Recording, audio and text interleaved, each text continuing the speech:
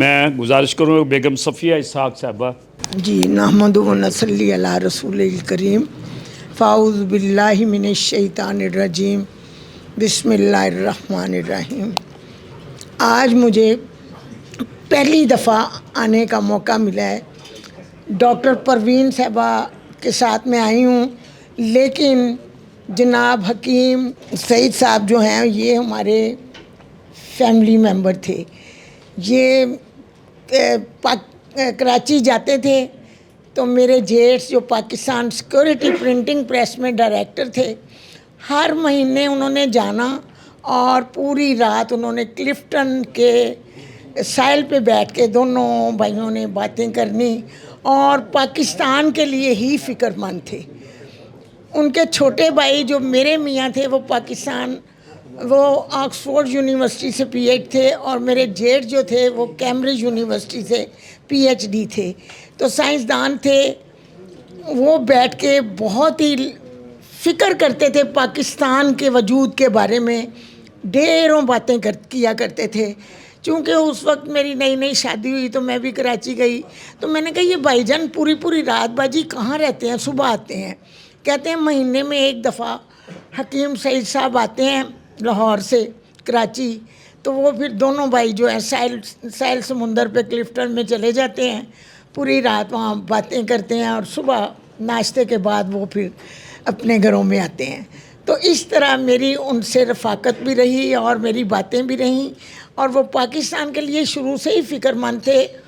1974 में जो सरबराही पाकिस्तान सरबराही कॉन्फ्रेंस हुई तो उसमें शाह फैसल साहब भी पाकिस्तान तशरीफ़ लाए। इस्लामी सरबराही कॉन्फ्रेंस थी, शाह फैसल भी तशरीफ़ लाए, तो वो मेज़बानी का शर्फ हमारे हिस्से में आया, मेरे जेठ के हिस्से में। उन्होंने उनके साथ वहाँ पे ज़ियाफ़त की और सब तो कहने लगे। शाह फैसल के ख़िताब में आपको बता रही हूँ कि उन्होंने उस वक्त कहा था पाकिस्तान इस्लाम का किला है। अब कोई पता नहीं था, इतने सालों बाद पाकिस्तान एटमी ताकत बना और इस्लाम का किला बना। आज जो मैंने इतनी प्यारी बातें सुनी हैं, इतने जलीलुल कदर शख्सियात से मैंने इतनी हासिल शेर गुफ्तगू सुनी है, तो उससे नतीजा यही निकलता है ये सर हक्को बातल की जंग है। ये क़यामत के करीब जो हक्को बातल का मार्का है ना, ये वही है।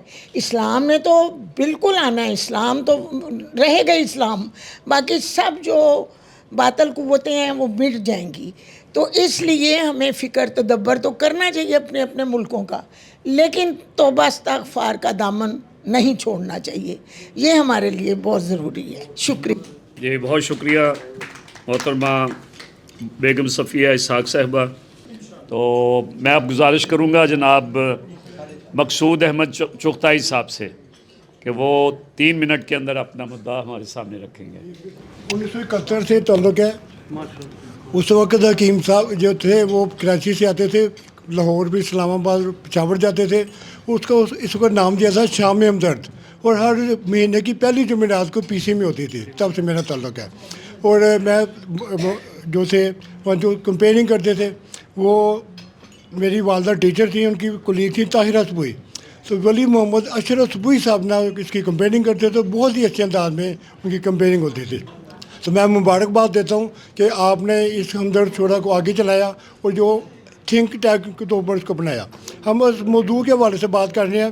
फ़लस्तीन के मौजू पर मेरे से पहले काफ़ी लोगों ने इज़हार ख्याल किया है, मैं उनकी बात को से इत्तफ़ाक़ करता हूँ और इस पैगाम को आगे बढ़ाता हूँ कि फ़लस्तीन में पिछले 78 साल से 69 शहरियों का कत्लेआम हो रहा है। मैं एक इसको करारदाद की शक्ल में पेश करना चाहता हूँ कि 69 फ़लस्तीनियों का जो कत्लेआम है उसको रोका जाए। मैं इंजीनियर मोहम्मद आसिफ साहब से गुजारिश करूँगा। बहुत शुक्रिया साहब सद। अभी प्रोफेसर साहब ने बड़ी मुफस्सल तकरीर की है इस मौजू पे। असल में बात यह है कि इकबाल ने जो कहा था, तकदीर के काजी का फतवा है अज़ल से, जुर्म ज़ईफ़ी की सज़ा मर्ग मफाजात। देखें, हम लोग भूल जाते हैं, जंगें होती हैं। अभी राना साहब ने जंगों के मतलब बताया है। महात्मा बुद्ध बहुत पीसफुल था, उसके बाद भी जंगें बहुत हुई।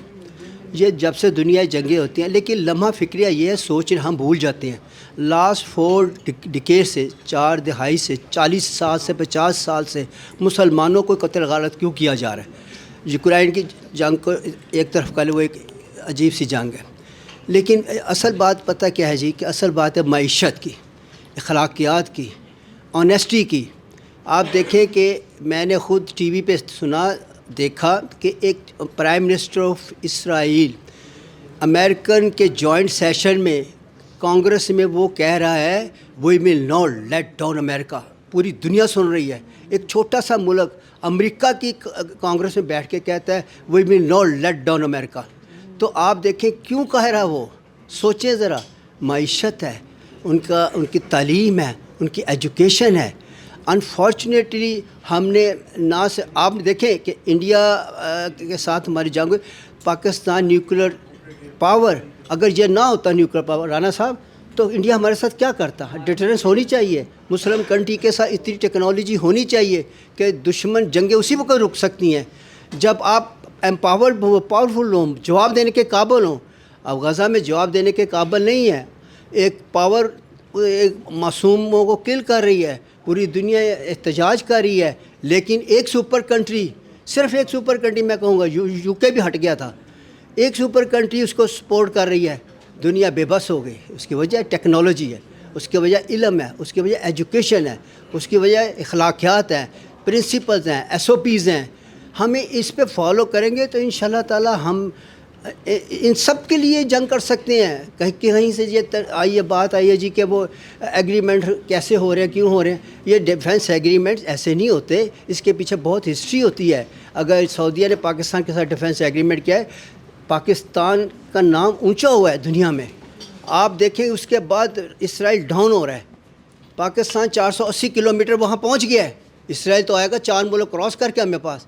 آپ اس چیز کو دیکھیں کہ پاکستان ایمپاور ہو رہا ہے، ہمیں اپنے آپ کو نہیں کرنا چاہیے، لیٹ ڈاؤن نہیں کرنا چاہیے۔ ہاں یہ پرابلم ہے ایجوکیشن کی، یہ پرابلم ہے کہ ہمارے ہاں اخلاقیات نہیں ہے، اخلاقیات کو بڑھائیں، احساس کریں، SOPs بنائیں۔ یہ ساری قومیں بنتی ہیں دنیا میں، اپس اینڈ ڈاؤن قومیں، پروفیسر صاحب اپس اینڈ ڈاؤن قوموں میں آتا ہے، ڈاؤنس میں قومیں سوچتی ہیں کہ ہم نے کس طرح اپنا لیول پہ جانا ہے، اور انشاءاللہ ہوگا، ہمیں اپنی مسٹیک کرنا چاہیے۔ بہت شکریہ پروفیسر صاحب۔ جی بہت شکریہ۔